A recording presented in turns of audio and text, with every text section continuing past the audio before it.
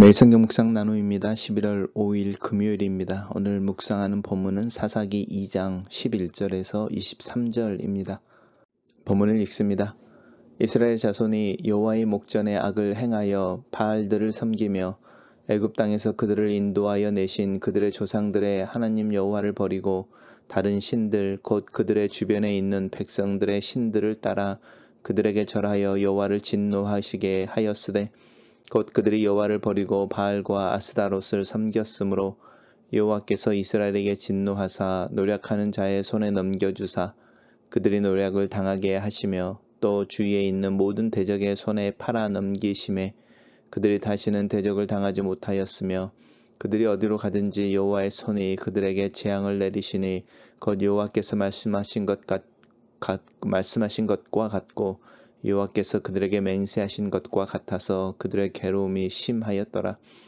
여호와께서 사사들을 세우사 노략자의 손에서 그들을 구원하게 하셨으나 그들이 그 사사들에게도 순종하지 아니하고 오히려 다른 신들을 따라 음행하며 그들에게 절하고 여호와의 명령을 순종하던 그들의 조상들이 행하던 길에서 속히 치우쳐 떠나서 그와 같이 행하지 아니하였더라. 여호와께서 그들을 위하여 사사를 세우실 때에는 그 사사와 함께 하셨고 그 사사가 사는 날 동안에는 여호와께서 그들을 대적의 손에서 구원하셨으니 이는 그들이 대적에게 압박과 괴롭게 함을 받아 슬피 부르짖음으로 여호와께서 뜻을 돌이키셨음이거늘 그 사사가 죽은 후에 그들이 돌이켜 그들의 조상들보다 더욱 타락하여 다른 신들을 따라 섬기며 그들에게 절하고 그들의 행위와 패역한 길을 그치지 아니하였으므로 여호와께서 이스라엘에게 진노하여 이르시되 이 백성이 내가 그들의 조상들에게 명령한 언약을 어기고 나의 목소리를 순종하지 아니하였은즉 나도 여호수아가 죽을 때에 남겨둔 이방 민족들을 다시는 그들 앞에서 하나도 쫓아내지 아니하리니 이는 이스라엘이 그들의 조상들이 지킨 것 같이 나 여호와의 도를 지켜 행하나 아니하나 그들을 시험하려 함이라 하시니라. 여호와께서 그 이방 민족들을 머물러 두사 그들을 속히 쫓아내지 아니하셨으며 여호와의 손에 넘겨주지 아니하셨더라. 오늘의 본문은 세 개의 단락으로 나누어져 있습니다. 첫 번째 단락입니다. 첫 번째 단락은 이스라엘 자손들이 여호와의 목전에서 악을 행하였다라고 말합니다. 이 악이라고 하는 부분은 본문 속에서 이제 종교적인 부분으로 연결되어지는데 하나님을 섬기는 것이 아니라 바알 신을 섬겼다는 것입니다. 이 바알 신들은 단순히 말로만 풍요로움과 또 번영을 약속하지만 하나님은 그들이 경험했던 하나님입니다.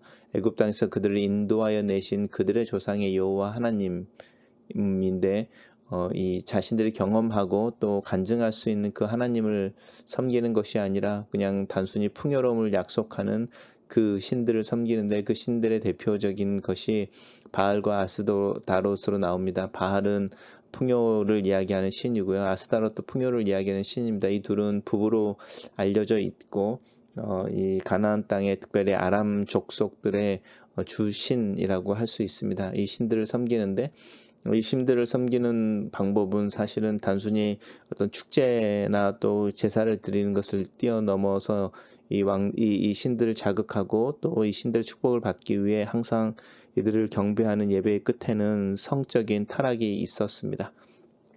그래서 이제 하나님의 뜻을 따라가지 않고 하나님을 버리는 것이죠. 하나님을 버렸다는 것은 다른 것을 선택했다는 것을 의미합니다. 그래서 우상 숭배라고 하는 것은 exchange 하는 것인데 하나님과 다른 신들을 바꾸는 것을 의미합니다. 그래서 하나님께서 이스라엘에게 진노하시는데 이 진노는 질투인 거죠. 우리가 쉽게 한 남자와 한 여자가 교제하고 젊은이들이 교제하다가 한쪽에 다른 여자를 만나거나 다른 남자를 더 좋아하게 되어졌을 때에 버려진 그 남자나 그 여자의 마음의 감정, 그 안에 있는 분노를 질투라고 이야기할 때 하나님께서 진노하시는 그 마음을 질투라고 말하는 것 속에서 그 감정을 찾아볼 수 있습니다. 그래서 하나님께서 이스라엘 백성들을 노략하는 자의 손에 넘겨두시고 그들이 노략을 당하게 하시며 또 그들이 어디를 가든지 하나님께서 그들에게 재앙을 내리셨다 이렇게 말하는데, 이 부분은 단순히 하나님의 화에 대한 이야기를 하고 있는 것이 아니죠. 여기서 우리가 묵상했던 출애굽기를 진행해 오면서 하나님께서 분명하게 말씀하시는 것이 순종하는 삶에 대한 이야기를 하시고, 그것이 있을 때의 축복에 대해서 말씀하시고, 하나님을 섬기지 아니하실 때에 그들을 돌이키기 위해서 하나님께서 징계 또 고난, 고통을 사용하시는 것에 대한 이야기가 있었는데, 그 말씀을 따라서 행합니다. 그래서 여호와께서 말씀하신 것과 같고 라고 하는 이 말 속에 하나님의 약속도 있지만, 그 약속을 따라서 살지 아니하는 이스라엘 백성들을 향한 하나님의 징계 또 경고의 말씀 또한 있는 것을 이제 사사기 기자가 이야기하면서 그들에게 행하신 것과 맹세하신 것과 같아서 그들에게 괴로움이 심하였다라고, 이스라엘 백성들이 사사기를 읽는 동안에 경험하는 그 경험이 이제 고통스러운 경험인데, 그 고통스러운 경험의 원인에 대해서 분명하게 말하는 것이죠. 하나님을 섬기지 않고 다른 신들을 섬기는 것 때문이었다. 단락을 요약해 보겠습니다. 이스라엘 자손이 여호와를 버리고 다른 신들을 섬기자 하나님께서 노하셔서 그들을 주변 민족들의 손에 넘겨주사 노략을 당하게 하신다. 이렇게 요약했습니다. 두 번째 단락에서는 이제 그렇게 고난을 당하고 또 노략을 당할 때에 이스라엘 백성들이 그 고난 중에 하나님을 향하여 구원을 위해 기도하고 하나님의 도우심을 이렇게 구하게 되는 부분이 이제 어떤 사이클처럼 반복되어지는데, 그렇게 이스라엘 백성들이 고난 중에 하나님의 얼굴을 구하고 하나님의 구원과 도우심을 구할 때 하나님께서 사사를 세우십니다. 사사들을 세우셔서 그 노략자의 손에서 구원하십니다. 그래서 이제 그 사사가 있는 동안에는 평안을 경험하게 되는 거죠. 그래서 하나님께서 사사를 세우시고 그 사사와 함께 하셔서 그 사사가 있는 동안에는 하나님께서 이스라엘 백성들을 그들의 대적에서 구원하셔서 평화가 있었는데, 그 사사가 죽게 되어지면 다시 다른 신들을 향하여 이제 음행하게 되고 절하고 우상 숭배하는 거죠. 여호와를 순종하고 또 여호와의 명령에 순종했던 그들의 조상의 길에서 떠나는 거죠. 그래서 이 세대가 다른 세대가 되는 거죠. 그래서 이제 하나님께서 다시 하나님의 진노를 받게 되어지는 것에 대해서 이야기하는 부분이 이제 반복되어지고 있는데, 이 첫 번째와 두 번째가 이제 사사기에 반복되어지는 사이클인 것이죠. 하나님께 대한 불순종, 하나님이 이스라엘 백성들을 압제하고 또 고통하는 자들의 손에 넘기심, 고난과 고통 가운데서 하나님께 구원을 위해 기도하는 이스라엘 백성들, 하나님께 사사를 세우셔서 그들을 구출하시고 사사가 살아있는 동안에 이스라엘 땅에 평화가 있었다. 그리고 나서 사사가 죽은 후에 죽자마자 이스라엘 백성들은 더 큰 타락에 빠지게 되고 더 우상 숭배에 빠지게 되어지고 또 다시 하나님의 징계로 고난이 오고, 이 사이클이 반복되어지는데 그것에 대한 이야기를 정리해서 이야기하고 있습니다. 단락을 요약해 보겠습니다. 하나님께서 사사들을 세우사 그들을 노략자의 손에서 구원하셨으나 사사들이 죽은 후 타락하여 다른 신들을 섬긴다. 이렇게 요약했습니다. 마지막 단락에서는 이제 왜 하나님께서 이방 민족들을 남겨두셨는가에 대한 이유를 설명하는데, 여호와께서 이스라엘에게 진노하여 이르시되 이 백성들이 그들의 조상들에게 명령한 언약을 어겼다. 이렇게 말합니다. 그리고 하나님의 말씀을 순종하지 않았다. 하나님의 말씀을 순종하지 않는 것과 하나님께서 명령하신 언약을 지키지 않는 것이 동일한 것인 거죠. 그래서 하나님께서 이제 이야기하는 거죠. 여호수아가 죽을 때에 남겨둔 이방 민족들을 그들 앞에서 하나도 쫓아내지 아니하였다. 이렇게 말합니다. 왜냐하면 그 이방 민족들을 통하여 하나님께서는 이스라엘 백성들의 마음에 있는 것을 보고 싶어 하는데, 그것이 하나님의 도를 지켜 행하는지 아니하는지를 테스트해 보려고 합니다.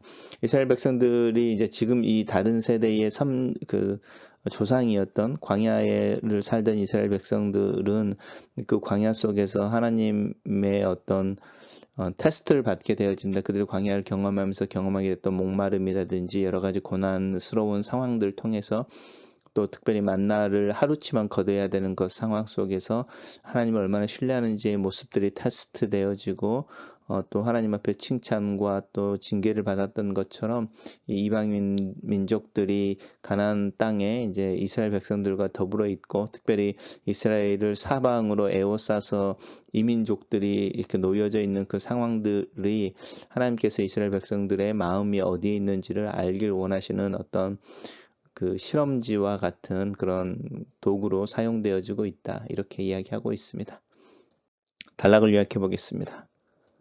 하나님께서 진노하셔서 이방 민족들을 남겨두시고 그들을 통해 이스라엘의 순종을 시험하신다. 이렇게 요약했습니다. 첫 번째 묵상 포인트입니다. 왜 하나님이 아니라 우상을 섬기게 되는 것일까? 경제적인 풍요와 안전을 약속하는 신들에게 왜 그리 쉽게 마음이 넘어가는 것일까? 하나님을 섬기는 것의 결과가 항상 풍요나 부가 아니라는 것의 반증일까? 하나님을 섬기게 되는 결과가 풍요로움이나 부가 아니라면 무엇일까? 하나님을 섬기는 것과 다른 신들을 섬기는 것들의 차이는 무엇일까? 왜 다른 신들이 아니라 하나님만 섬겨야 하는 것일까? 나는 하나님만 섬겨야 하는 것에 대한 분명한 이유나 그 근거를 가지고 있는가? 그 이유를 가지고 있지 않아서 너무나 쉽게 풍요와 안전, 복과 성공을 이야기하는 신, 또 그 방법론에 심취하고 이 세상의 원리를 따르는데 아무런 죄책감을 느끼지 못하는 것은 아닐까? 하지만 그 결과가 원하던 복이나 성공이 아니라 오히려 고생이며 마음에 가득 차는 근심인 것을 경험하게 되는 현실 속에서 나는 하나님을 향하여 다시 돌아서게 되고 또 하나님의 얼굴을 구하는 기도를 하게 되는 그 경험을 반복해서 하고 있다. 두 번째 묵상 포인트입니다. 사사들에게처럼 나도 믿음의 선배, 스승들이 있다. 내 신앙을 격려해주고 주님을 향하여 자라가도록 격려, 도전, 가르침을 주는 이들이 있다. 하지만 그 배움이 내 삶에서 실천되고 경험되어지고 있는지 내 삶을 돌아본다. 나는 순간의 좋은 말과 마음의 감동의 눈물을 흘리지만 내 삶은 그 감동에서 너무나 멀리 떨어져 있는 것은 아닌지 이런 나를 바라보시는 하나님의 눈에는 눈물이 있는 것을 안다. 예수 그리스도께서는 내가 아직 죄인 되었을 때에 나를 위해 죽으셨다. 내가 주님을 사랑하기 전에 먼저 나를 사랑하셨다. 그래서 나는 이 사랑에 붙잡혀 하루하루를 산다. 이 사랑에 매여 있으면서도 내 눈은 지금도 가끔씩 다른 신들을 쳐다본다. 신실하지 않는 마음, 일관성 없으며 지속적이지 못한 마음을 죄로 하나님 앞에 고백하는 아침이다. 세 번째 묵상 포인트입니다. 사사기에 등장하는 이스라엘의 신앙의 패턴은 그들이 권고하고 힘들면 또 고통스러울 때면 하나님을 찾는다는 것이다. 그런데 그들의 고난은 그들이 자초한 것이다. 고난 속에서 하나님을 향한 이스라엘의 목소리를 외면하지 않고 그들을 구원하시는 하나님, 그 하나님의 은혜로움을 본다. 나는 이스라엘의 신앙을 탓하기 전에 내 마음에 그렇게 간절한 믿음이 또 그런 마음이 있는지를 먼저 점검해 본다.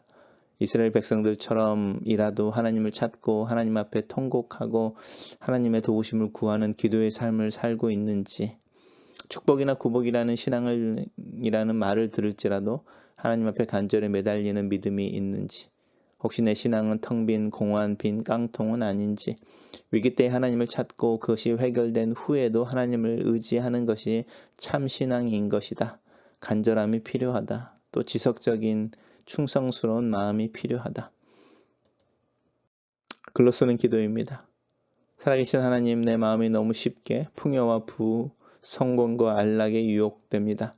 하나님으로 만족하려기보다는 내 손에, 내 상황 속에서 아무런 문제가 없는 그 상황에 기뻐하고 또 그 상황 때문에 만족하는 것을 고백합니다. 내가 원하는 것이 내 손에 들려질 때 나는 행복과 만족을 느낍니다. 이런 것들과 상관없이 하나님만으로 만족하고 행복할 수 있는 신앙의 수준에 이르는 일이 나에게 너무나 어렵고 더디게 흘러가고 있습니다. 어렵고 힘들 때에도 기도하지 않으며 신앙이 또 상황이 편하고 감사가 넘칠 때에도 기도하지 않는 내 모습을 죄로 고백합니다. 매일처럼 읽고 묵상하면서도 하나님의 약속에 감사와 감격을 지니지 못하고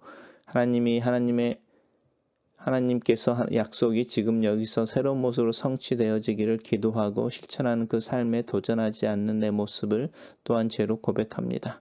하나님 나를 긍휼히 여겨 주시옵소서. 내 마음이 하나님을 향하여 목마를 수 있도록 가난하도록 내 심령을 만지시옵소서. 내 마음의 말씀을 붙잡고 사는 용기와 실천을 위한 지혜를 더하여 주시옵소서. 하나님만으로 만족하고 하나님의 말씀을 따라 사는 하루가 되도록 나를 도와주시옵소서. 예수님 이름으로 기도합니다. 아멘.